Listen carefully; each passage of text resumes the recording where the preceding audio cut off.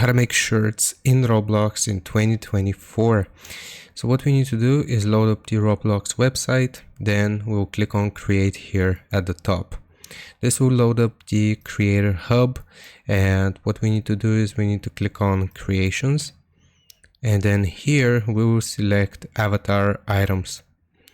Now we need to select classics, and then you will see this these filters.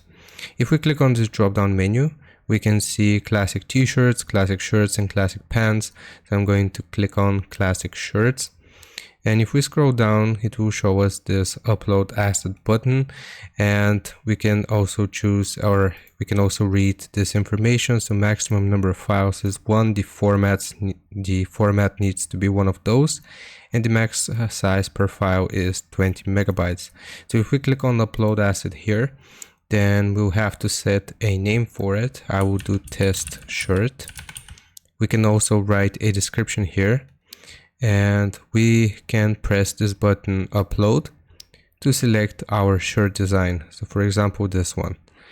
Now right here, as you can see, the asset type is going to be shirt, and basically after you're done filling out this information, you can click on upload. It's gonna cost us 10 Robux, and that's how you do it.